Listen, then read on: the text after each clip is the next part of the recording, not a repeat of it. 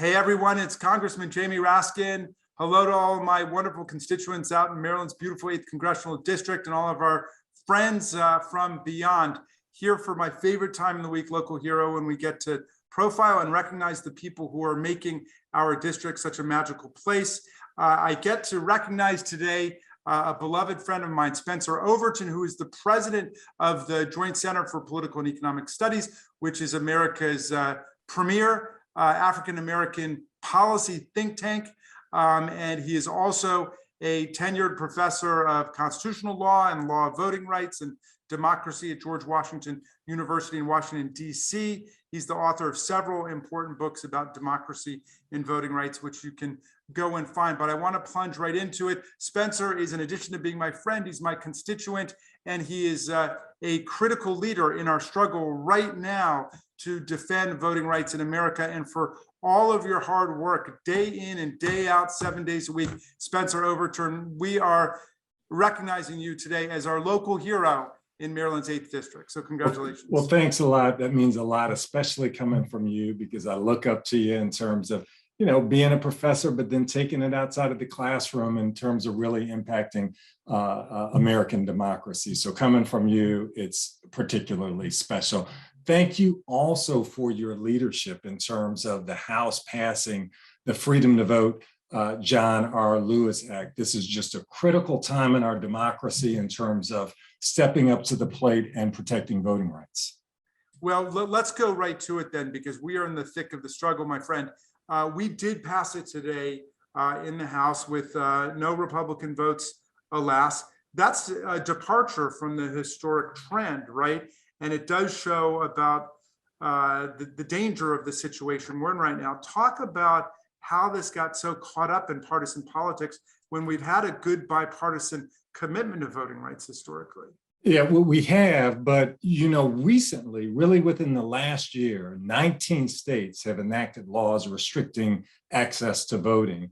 The Brennan Center reported that, and those 19 states, their restrictions, they account for a third of all of the restrictions passed in this country in the last decade. Just happened in the last year. So since January 6th in the insurrection. And so we've got this insurrection that flows from this false claim that Trump somehow won the election that's there. But then we see this spread out around the country in terms of restrictions on the right to vote and the justification being the most solid election in our history was somehow fraudulent. So really there are people whose freedom to vote is impaired because of this wave across our country. And, you know, we see that these restrictions are discriminatory. They really adversely impact particular communities. I'll wait to get into those, but you all stepped up to the plate in the House and passed the Freedom to Vote John R. Lewis Act today, as you mentioned. That, as you know, does a couple of things. One thing is that it provides a national standard for things like vote by mail so that people can vote, making Election Day a holiday, prohibiting political gerrymandering, some of these things that states have done to restrict access to the ballot.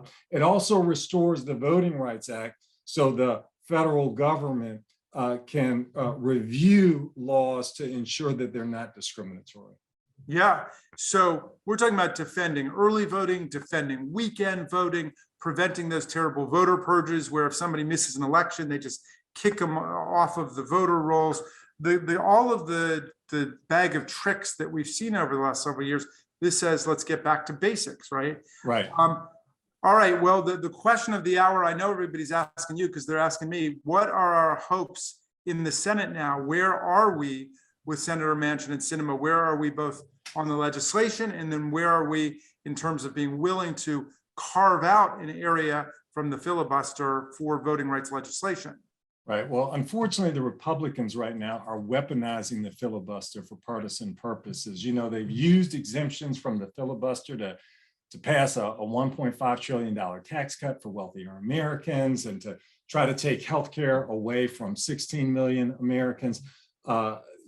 the Senate should enact this carve out because democracy is more important than those things we just talked about. It's just as if not more important than trade agreements, military base closings, the confirmation of executive branch officials. And you're raising federal those because topics, right? those are all exceptions to Yeah, those are all exceptions. You only need a majority vote. And so basically these states have suppressed votes using a majority vote in their state legislatures, right?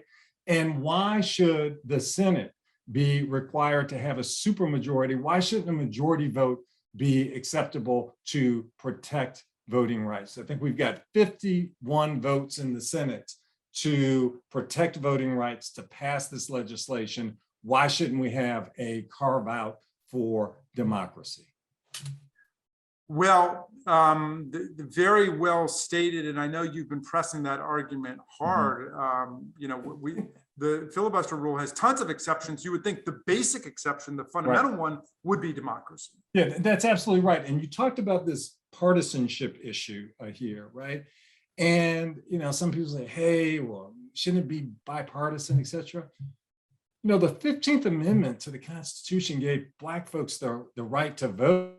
And it wasn't really a bipartisan vote. It was opposed by almost all of the Democrats in the 1800s because back then, Black folks voted against Democrats. Now, the 15th Amendment is no less legitimate because it was not bipartisan. Indeed, the politicians who voted against it are less legitimate.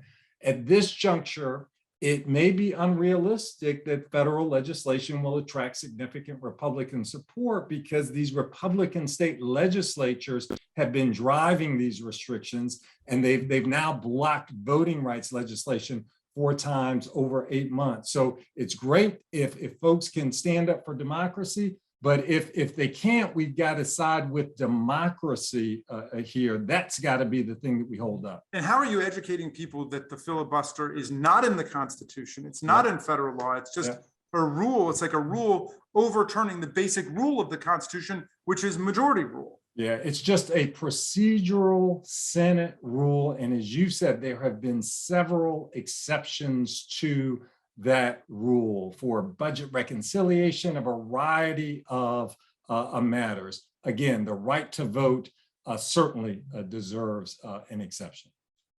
Well, look, Spencer, I want to thank you for allowing us to observe the Martin Luther King holiday, which is Monday, in the way Dr. King would want us to observe it, fighting for democracy and fighting for justice. So you are our local hero and you get the closing word. Anything else on your mind about this legislation or anything else? Well, I think that if folks have friends who are in Arizona or West Virginia, they're really important in terms of stepping up to the plate and saying we need an exception for democracy. This is our moment. The filibuster has been used to block civil rights legislation in the 20s and the 60s, throughout our history here, and we shouldn't let it happen again. Well, now is our moment to pass the Freedom to Vote John R. Lewis Act to overthrow this whole matrix of democracy repression, the voter suppression tactics, the gerrymandering, the judicial activism, eviscerating the Voting Rights Act. Now's our chance. Thank you for the leadership you provided the Joint Center for Political and Economic Studies, and thank you for the leadership you're providing to the forces for democracy and civil rights across the country, Spencer. Thanks for your leadership and thanks for your model.